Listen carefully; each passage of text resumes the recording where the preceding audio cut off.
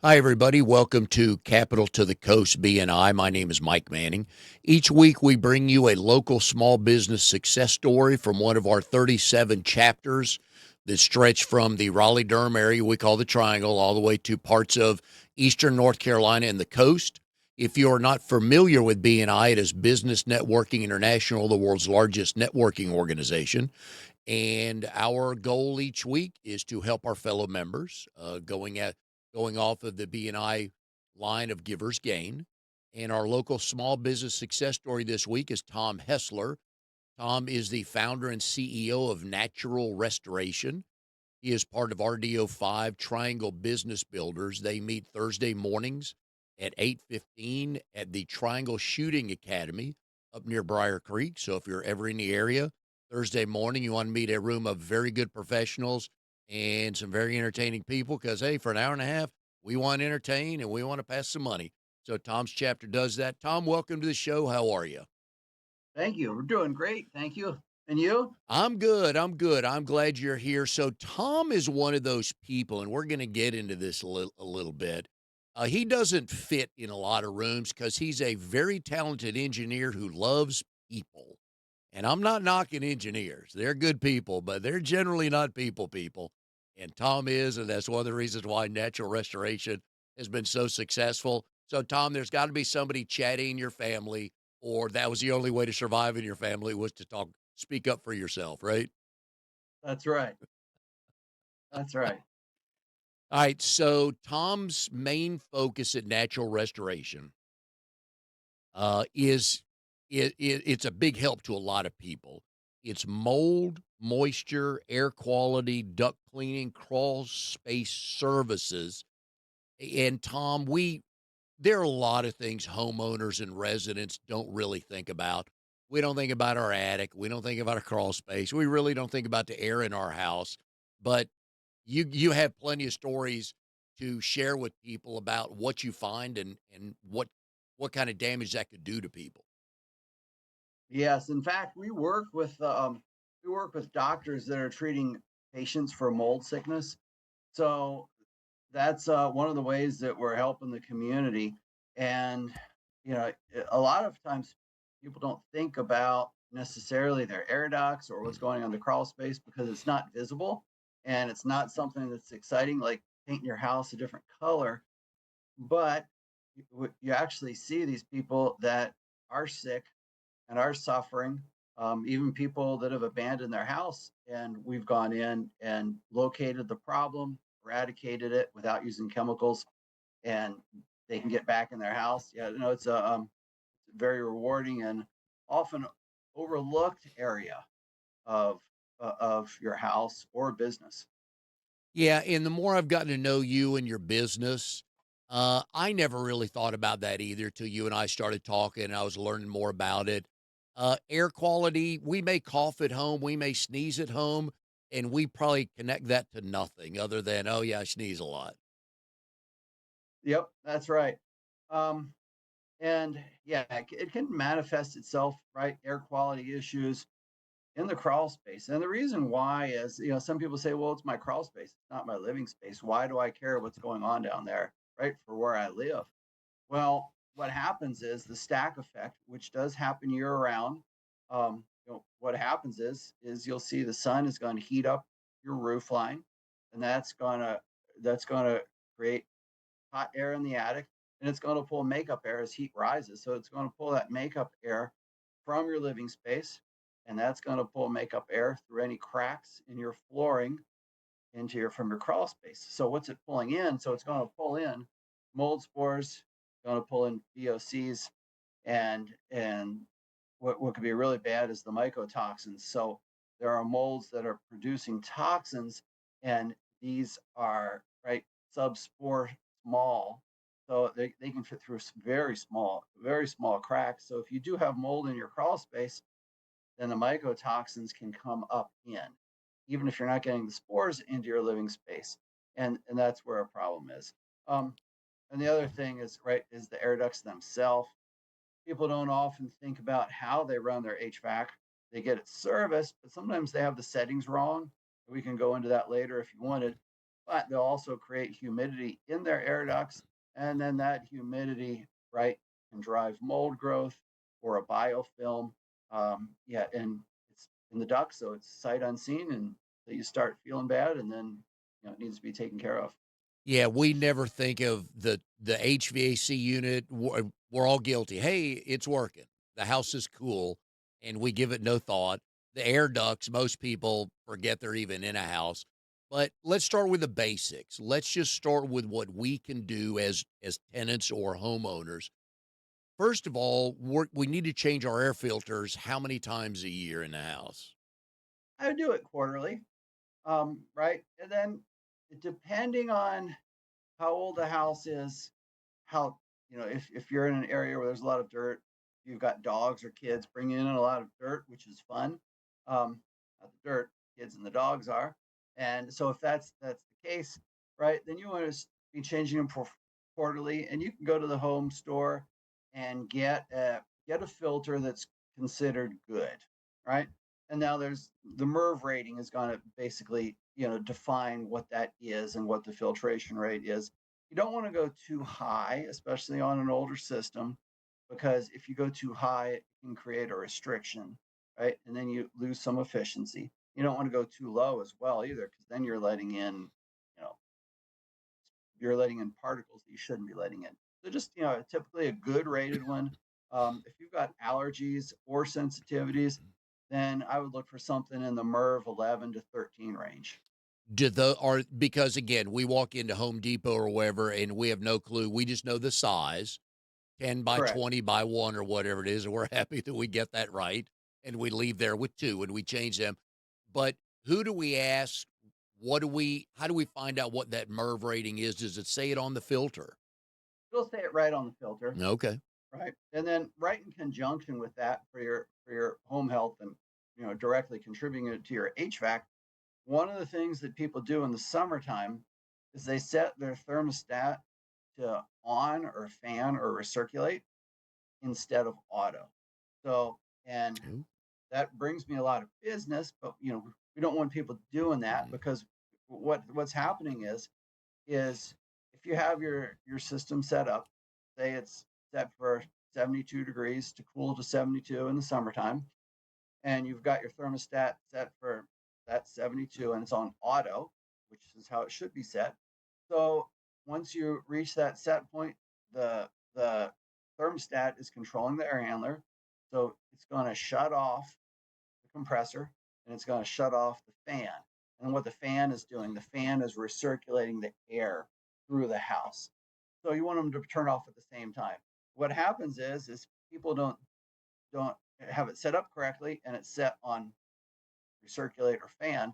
Well, the compressor it kicks off once you reach your 72-degree set point, but then the fan keeps on blowing air over the heat exchanger, which is wet and not extracting moisture anymore. So now you're adding moisture content into your air ducts, and that added moisture content, right, that can cause issues with biological growth, mold. You can see it in the air ducts. You can see it around the vents, or if you've got furniture next to the vents, that can cause issues as well there. Oh, that's a good point. Yeah. If we have an HVAC person, whether we're on a maintenance plan or we have just had to call them before, if and when they come out, are there any generic questions we can ask them to learn anything more about how this is working and how to keep bad air out of the house, things like that? Yes. So yeah, that's a good question because they all HVAC guys aren't created the same, right? We know that. And so the good ones are going to be checking the output of your system. So, meaning, right, you want to know, especially in the summertime, what the relative humidity is because your HVAC system is extracting that moisture out of your house, right? We want to know what it is, right? So they should be measuring the temperature and the relative humidity. And the other thing they should be doing, um, right, is looking through the system, seeing if they see any organic growth. Um, they might see it and neglect to tell you just because they're gonna, drop a tab in the pan or something like that. Um, Another thing to ask them just to make sure that they did it is the condensate drain outline. So drain out needs to be cleaned out because it'll fill out with scum and so forth because it's got a slow trickle of water coming out of it, and so those can get clogged up with spider eggs or just gunk. And if they get blocked up, then you can get a backup into your system, which can cause high moisture content. So that one of the things to ask them is if they clear it out, their condensate drain outline, just to be on the safe side. And if we, so real quick, I missed a question, follow up question on the air filters. What is MERV? Is that 4 letters? Yep. Yes, MERV, right? MERV. Good. And it's an acronym and a standard, and all that. So Okay. yeah. All right. MERV. So when we go to the store, we're buying air filters, look for MERV. And if we're relatively healthy, average age, is there a number we need to stay between? Anything like that? I would remember that those ones are labeled as good, and that's going to be something less than a MERV 10. Okay. So good is the right place to start. Correct. Okay. Gotcha. All right. Good. For crawl spaces, most of us have never been in our crawl spaces in our house. And if we do decide, so somebody watching the show today is like, you know what, I got an older house.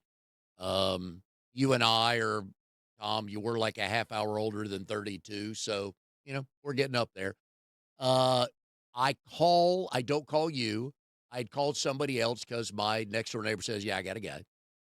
And they come look at my crawl space. What am I going to learn? What do I need to ask them just to see if I'm okay, if I'm safe?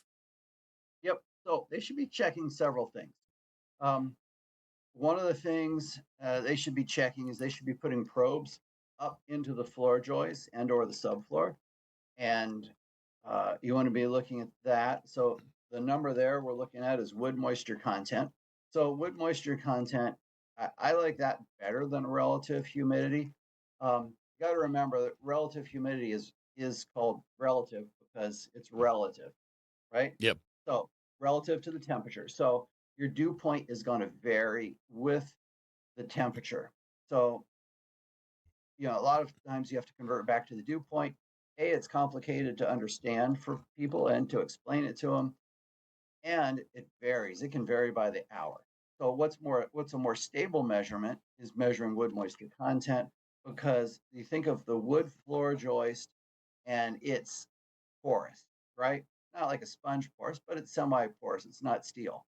So if it's been humid for, say, the past day, and then the day that we inspect it, it's relatively dry out from a ambient, right, air environment, we would still expect to see, if there's a problem with conditioning in that crawl space, an elevated wood moisture content, because it's a slight best we can do for going back into time. Look at wood moisture content. So it's going to give us a little look back of what the overall condition is. So that's one of the important things that needs to be checked is wood moisture content. Once you get above 17%, that's the number. And there are people in my industry that will come to blows over, is it 16 or is it 17%?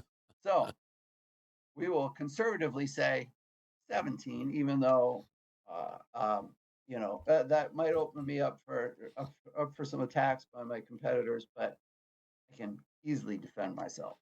So, all So, right. So if we're starting to not feel good and we go to the doctor and we hear whatever we hear, do we is one of the first places to start is someone like you just to come and check the air quality in the house? yeah, someone like myself to come look, and what we're going to look for is we're going to look for, did you have any leaks that you forgot about? Do we see any staining? Right? I'm going to go through the living space first, and I'm going to use a protometer. I'm going to use an infrared camera, same thing they use on helicopter gunships, right? Where you can see through things. So it gives us an idea of what's happening in the walls. If you've had something going on in the walls, with a hidden moisture that you didn't know about, maybe you had a window casing leak. So we're going to look at those. Also, with a infrared camera, you can look around the toilet. You might have a wax ring leak that you never knew about, right? 'Cause it's not coming up on the surface. You didn't know about it. So all those can cause issues with mold. I'm gonna look inside the air ducts, see if there's buildup of dust, debris, anything that looks like a biofilm buildup. I'm gonna check the crawl space. Like I said, I'm gonna put the pin probes in the crawl space. I'm gonna look for excess moisture. I'm gonna visually inspect for mold down there, right? I would never do a mold sample in a crawl space. It's pretty disingenuous, and that's a whole nother story. But yeah, I'd do a visual check for mold down there. I'd look for signs of moisture down there, whether it's efflorescence or soft floor under the vapor barrier, if there is one. And then, depending on what shows up there, then I would decide with the customer how many air samples to take in a house, right? Because an air sample is the gold standard on mold testing because it tells you the actual air you breathe and what spores are present in that. So it's a very powerful tool, um, but it's also something that you don't want to hard sell. Someone who hasn't seen your house shouldn't say, "Well, we need a minimum of 10 samples inside your house." Not a good thing, right? It should be a thought out, right? There's a reason, a logical reason for how many samples we want to test. That's one of the things that we help advise on is how many samples do we need? And then an air sample is taken. So with taking an air sample, we gained a lot of information. So that would include, right, what molds are present in that air sample, right? What stage of growth they're in, and then those molds. We know some of those molds, right? Have mycotoxin producing. Some of them aren't. Some of those molds you only see in the absence of airflow. So if we had a mold, say Stachybotrys, and we had that show up in a test, our threshold for what we would consider dangerous is going to be much lower than, say, Cladosporium, which is much more Hmm. common and not as toxic. And it also comes in on your clothes when you're outside. So, So we take this, it's a logical approach to what the upper threshold limit is. And that's based on several things. It's so going to we be need a based, so we need because you're throwing out a lot of big words for us. We don't know. We just need to know to call you there you because you can go. get through that because we can't walk through and see mold. I'm sure people have told you that they can, but we really can't.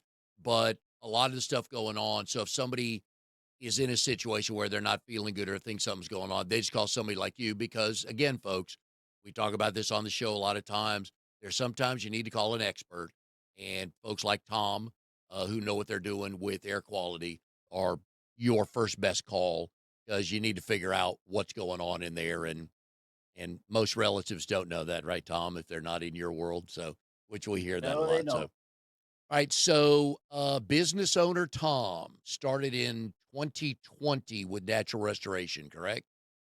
Correct. So how do you go from the engineering world into restoration? So, you know, what I carried over, like, was process driven, logical problem solving. I think that was the big thing that carried over. Um, what I didn't understand necessarily going into it, what I was most worried about was sales and marketing. I'm an engineer, right? I work with engineers, key opinion leaders, doctors, and so forth out of engineering. And so yeah, so that was the one thing that I was like, had a little trepidation about. But um, but yeah, that came along. Yeah, so I think that applying the logic and the science, especially as it relates to mold, how to deal with it, and what process to use, uh, that all came out of it. Um, I actually we went chemical free after about a year. Um, when I found out that there was great alternatives, and we're pretty deep in the holistic organic world and getting away from any chemical footprint that we can bring into a house is huge. It's huge for the people suffering. So yeah, so basically I went from engineering that was helping people. I was in the health, biomedical realm to now I'm directly helping people not through a device, but through their living space or workspace. So yeah, that's All right. So I still have that satisfaction. Cool. So on day one, who was on the payroll other than you? On day one, Yep. I had one person, and um, yep. So I had one person, and he was him and I were doing the work, actual work of removal of mold, um, and then I hired employee number two as we started to grow, and I couldn't, you know, work 20 hours a day every Yeah. day. Uh, so yeah, so yeah, so and now we're let's see, now we're up to I got 10, Yep. 10 people out in the field doing the remediation and restoring the clean air. Very nice. Did you the night before you officially opened, did you see today's version of this company on the day before you started? I didn't. I didn't. Um, Not at all, especially uh the depth of what we can do, Mm. right? Uh we really like complicated jobs, hence, I'll work for hospitals and schools and things like that. So that, that's something that came with time, right? As well as the expertise to go after odors, right? That Yep. was another that took time to figure out, as well as the whole business development side, right? And Which yep. BNI was a big part of that, huge part of that. So who got you into BNI? Um, I was talking to a friend, and they said, "Hey," she was a had a similar business, and she said, "You should really check out a BNI group." I go, "BNI? I know nothing about it. I've been in business for a year." And uh, uh, so, yeah, I walked into the group, not knowing anybody in there, and I go, wow, this is really cool. I still remember the guy um, greeted the greeter, right? And so I was made to feel very welcome, and I really liked it that it was seat specific. So, and then it turned into something. This is more than your question, but it turned into something that I didn't expect, right? Right, because it's billed as, look, this is a great way to grow, because you're passing referrals to like-minded ethical people. But it what that's hugely beneficial. But what I didn't know that I'd be getting is, I have now I've got resources to run business ideas about, right? To you know to have that water cooler talk about, hey, I ran into this. Has anyone else ran into this? So that was something totally unexpected that's very beneficial. So once you were open a week, a month, 6 months, what how did you kind of start figuring out who your ideal clients were? I would say that probably that was more in the second year. It took a bit, right? Because I mean, just getting off the ground, you're trying to survive and working all the time, and learning that there's some professional con men out there, and everything else. So um, so honing in on, right, our, our client is discerning, right, cares about their health, um, cares about their environment, and it's not always individual, but I work for multiple companies as well. Um, from builders to doctors to property managers to real estate agents doing sales. What they all have in common is they're they're they want to do things right, right? They might not be all on the same holistic page we are, but they still got that benefit of that, even if they're not on that. They get that benefit. Um, so yeah, so somebody who really cares, about their health. We run into people, right, that are trying to check off a box or do something Yep. else. Not our type of client. Yep. So how's your elevator pitch coming along these days? What was the evolution of that like from day one? So so we went from saying, hey, these are these are my service lines. I do this, this, this, and this, right? That evolved into more of telling a story, right? A story with, with a call to action. So having a story really helps because, they're not, people don't necessarily remember, oh, he does mold, water, odor, air, right? But hey, I tell a story about, look, we just helped somebody that was in a lease to purchase agreement for a almost $2 million house. One of their kids got sick. Hey, what did we do? We found the mold that was making them sick, and we correlated it to the blood sample that they took out of their kid for the toxins. All right, that's how we can help you. So, yeah, so those stories, they stick with you. So I had some great advice on storytelling, um, from a particular BNI guy. Good. Glad to hear that. And you have one of those seats in BNI, and I can say this because I used to have the pest control seat. And you have one of those seats that's just not sexy, but it's so needed with health that once you, but, and I'm glad you explained your ideal client the way you did. Somebody basically who cares about air quality, stuff like that. So that helps with the elevator pitch. But man, it takes a little bit to get there with some seats in BNI, doesn't it? Oh, it does. It took, I would say, 6 months Mm. till I received any type of referral.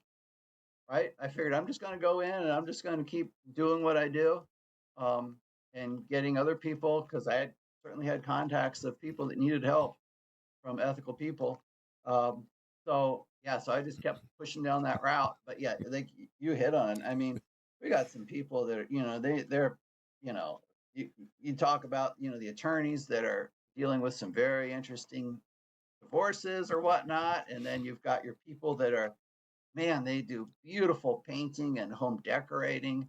Um, yeah, we certainly can't compete on that side. No, believe me, I felt that pain too. It's like, all right, what do I touch? Like, how am I going to get my point across? It takes a little bit, but I'm glad you realized that.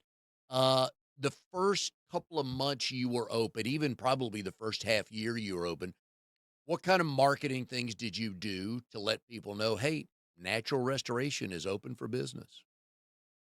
So yeah, so pretty much was, we had a decent website, so what we could pull in from there.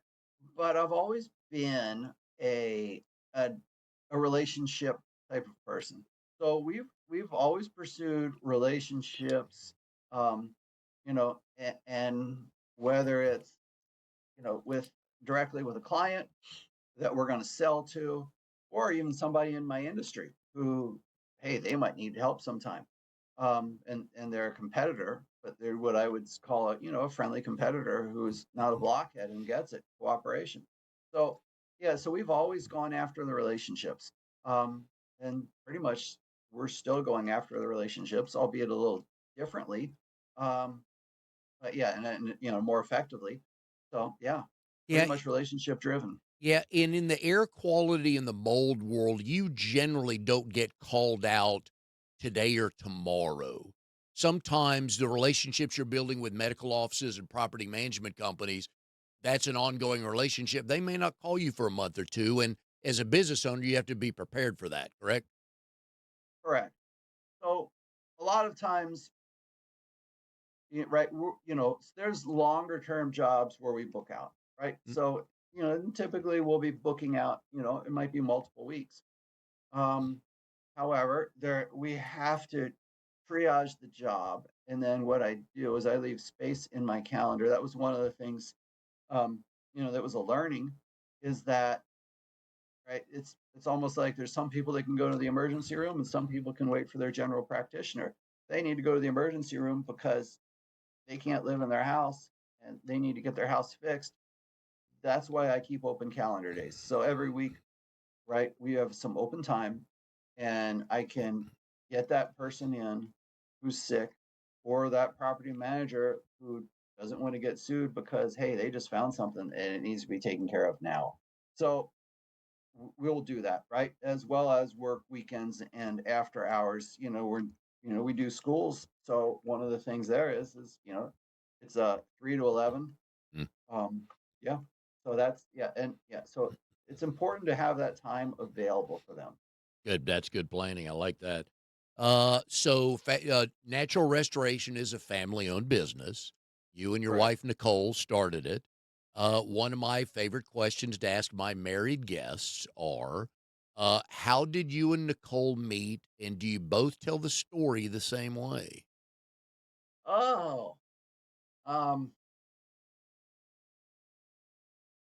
we met uh so almost 30 years ago. And so yep, so we're both sports people in that we participate and not watch. And so we met playing volleyball. Um and I was it's a long story. I'll give you the abridged version. Thank you. Um turns out that yeah, so I was the first person there and she was the second. And um we were something, it was obvious something was there. And she went on vacation though, and she was gone for multiple weeks. And when she did show back up, um, it turns out I was asking her out in front of the guy that she was dating. Um, so so she didn't want to start anything until that was over. And that was, I think, Friday night. So Saturday she called me. She'd ended it. And at that point, um, yeah, it was, we went out that day and we were engaged within 6 months and married in a year and have played hundreds of volleyball games together. Very nice. So where was the official first date? Oh, it was at Newport Beach, California, in this little Italian restaurant. Yeah, we had lunch. Fantastic. I was now you gotta remember, right? North Carolina, I mean, Southern California, crowded, hard, a lot of parallel parking. And I had worked as a valet parker. And what I do, I drove the car up onto the curb. I was so nervous.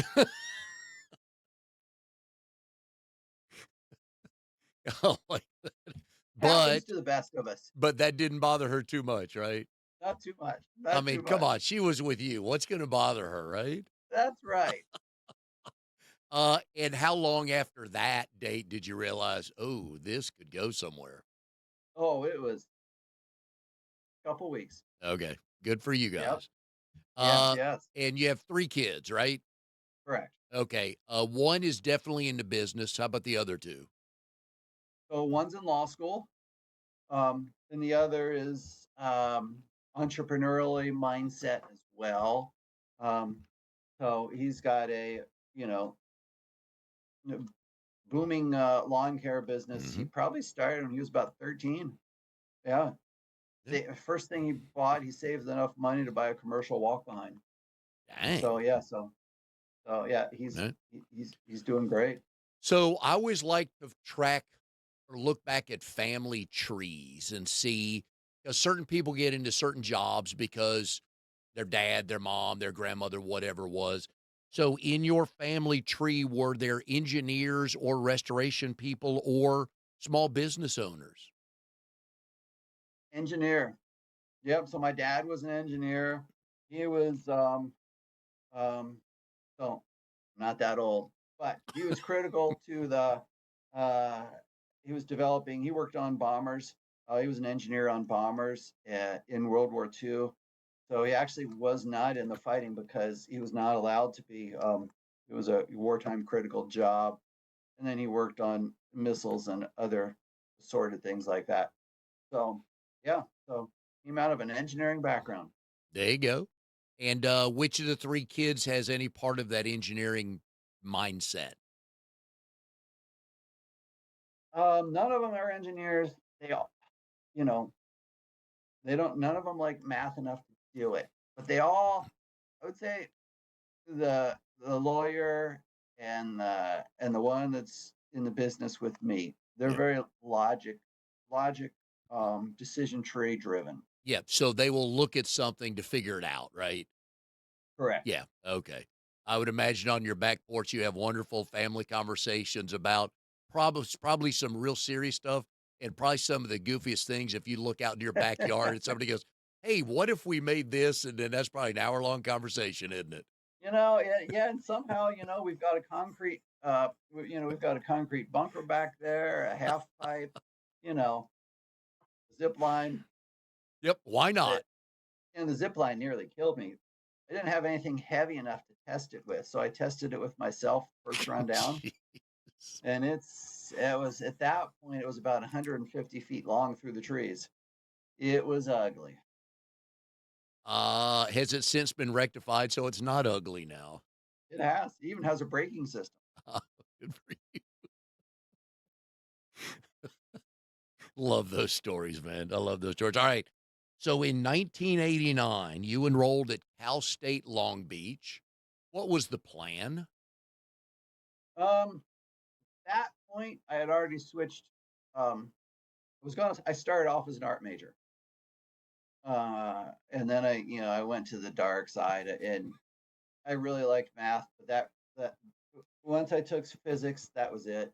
So yeah, so I really like engineering. Um, yeah, and I remember my physics professor. He was a hoot. He's first day of class. Everybody looked to your left. Everybody looked to your right. Because one of those kids ain't going to be here at the end of the year. He was real proud of his 50% failure rate. I've had some great professors though. One of my favorites. So he worked on the Saturn, the Apollo project. So Ooh. he was the engineer on the lift engine. So, and I had all my thermodynamics through him. Um, and I did some advanced graduate work with the guy who was working on satellite outgassing and advanced composites. So yeah, it was a really good place and a good time for me. So let's go back to your physics professor. Was he correct that at the end of the year only half the room was left? Oh, absolutely. Yep, that was the first of many weed out classes. Um, oh yeah, and people were happy to get a 50% on the exam, right? Because you could pass with a 50%.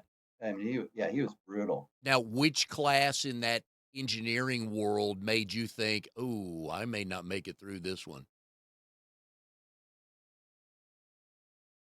Um, I really hated. Um, I never thought that I'm not really going to make it, but I hated programming. Hated it. Um, yeah, yeah. Oh, and they made us take classes that were outside of our major. Hmm? Right? I had to take an electrical engineering class. Just hated it. Just hated it. Um, and they would make some civil engineers. They had to take like one mechanical engineering class, and yeah, those guys, yeah, we called them tinker toy engineers. So not too much disrespect intended. Yeah, I'm sure. Yes. It's like, yeah, no disrespect, and then you hammer the person with the disrespectful line. I think we've all done that. When did you know that you'd had enough of the engineering world and life in California? So I I'd had a I got a master's in engineering, specializing in microfluidics and thermodynamics. Um, and I was thinking about getting a PhD. But at that point, I was thinking that I was seeing what you could do in corporate at this point, and I thought, you know what? If I got more of a do more stuff on the business side, I might be better off than investing more time in a PhD. So that's when I first started having some entrepreneurial ideas, and that's why I didn't get a PhD. Um, what was your done with California? Oh my gosh. When you go to the park and there'd be gang members there, and you have to tell your kids that hey, we can't go there because there's some people there, and you have to go somewhere else. Um, yeah, things got really bad there. Um, I was in a shooting in California. My friend got shot. Dang. Um, oh yeah, it was when I was in college where I lived. The first thing I did is I put plywood over my side kitchen window, um, so you couldn't get in that way, you know, without being seen. And I was pulling the battery out of my truck every night. So so the battery wouldn't get stolen. I, Crazy stuff there. and Just tough to raise a family somewhere like that that cost a small fortune on top of it. I was gonna say, I just thought it was the high taxes might have been the biggest issue. I didn't had no Oh idea you had my to pull your gosh. battery out. It's like, but we lost great skiing, great Yes. mountain biking, and great volleyball. Yeah. You are a true outdoorsman, that much I do know. Yes. Alright, so we're coming to the no overthinking round. Uh-oh. These are not long answers, okay? Okay. Snow or no snow? No. Okay. Is there too much snow for you? Here? Anywhere. Oh, no. If if I hit the lottery, I'd follow winter around and just be skiing. There you go. I like that. What is something people assume about your business and they are totally wrong about it? Um, so they assume that we are shysters on some part of it. So unfortunately, especially on the air duct cleaning side, it's full of shysters who don't do the work, who make a bunch of noise and don't clean more than 4 feet into an air duct. Um, so I have to dispel that myth sometimes. I like that. Yeah. I believe, yeah, there's some industries just take a, you're so, I feel bad for the people who do it right and they have to pay for sins of others. You know, I, That's I'm that's a going, great summary. I'm going through this in the roofing industry with somebody in a, not your chapter, but another was like, why? We do everything right. And we got, so I feel for you on that. If they make a movie about your life, who would you want to play you? Oh my gosh. Or who would Nikki like to be working with on set playing you? How about that? Oh, I have no idea. Um, I don't know. All right. What's one word your team would use to describe you as a boss? Hmm. All right. Oh, I got one for the previous. It's young Mel Gibson.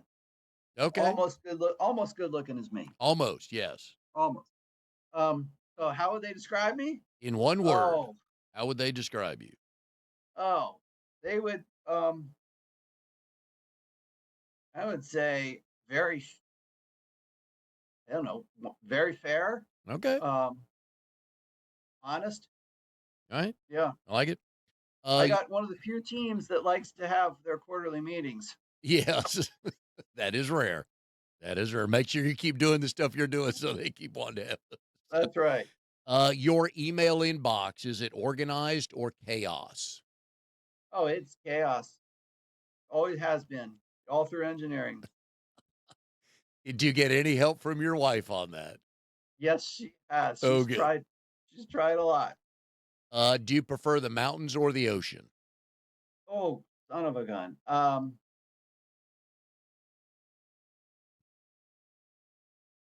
Uh, You're a mountain biker. Let me help you. I know. Man. California mountains, North Carolina ocean. Ah, good answer. All right. I can live with that. When you have said, now your kids are all older than high school and older. Correct. Yeah. Right. So when you've been saying things to your kids over the years, in your head, are you hearing your mother or your father saying that? Probably my mother. Do you have a good mom line that you've used before? You're like, oh my gosh. Nothing that sticks in mind because Yeah. I'm such a straightforward parent. Yeah. Yep. I believe. You're a morning or an evening person?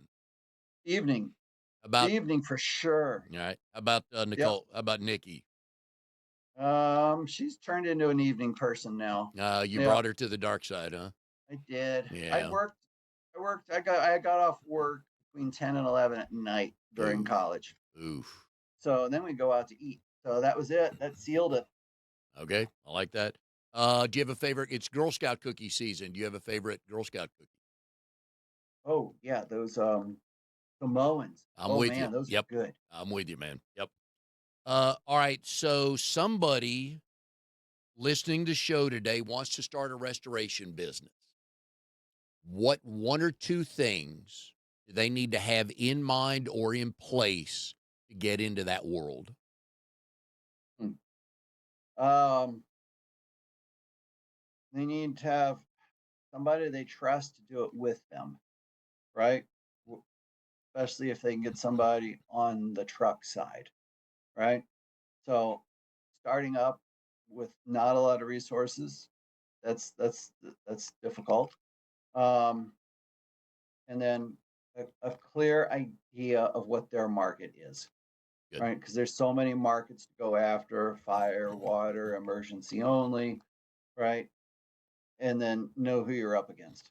Would you recommend someone starting out as a one-man gang?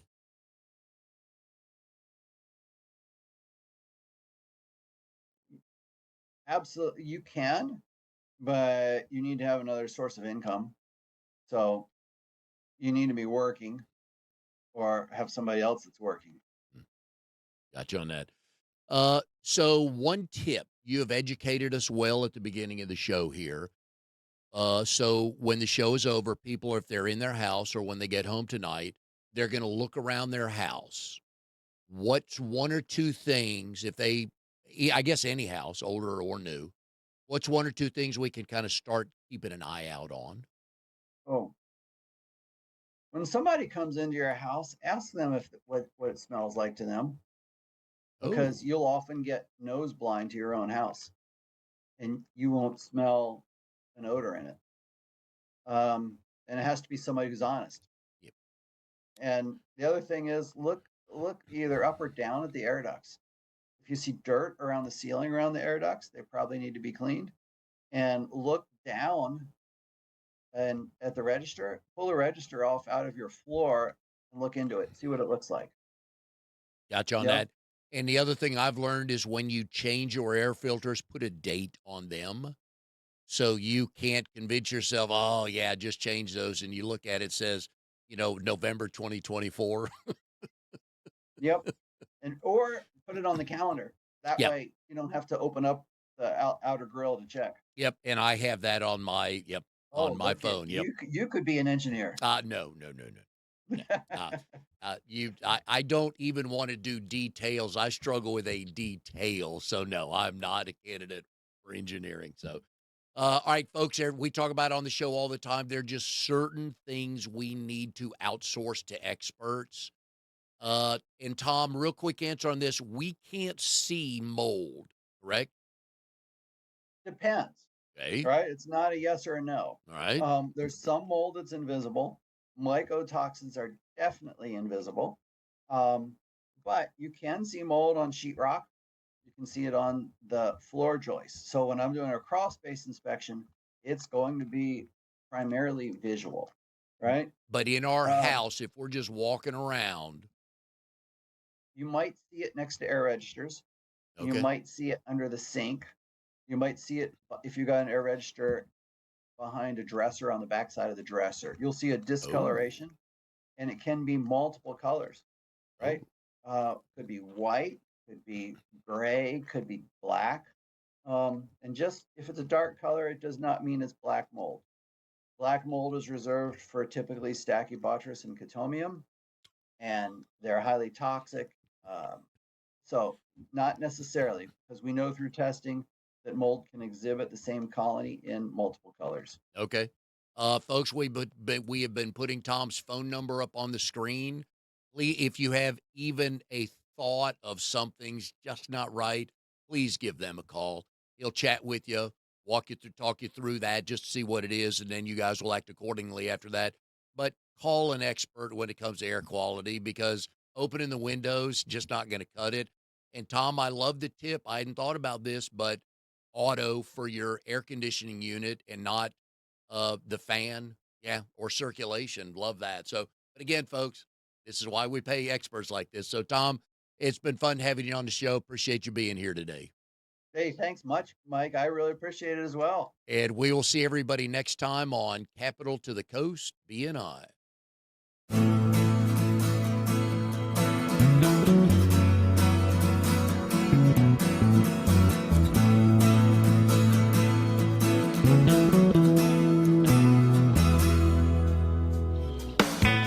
tuned to the Nissan Communications Network. If you tuned in too late, you can always watch each program in its entirety or download an MP3 audio file of it in the archives section at nissancommunications.com. Don't forget to subscribe to our YouTube channel, follow us on Twitter, and like us on Facebook. Sponsored by StreamingGear.com and DeltaForce.net.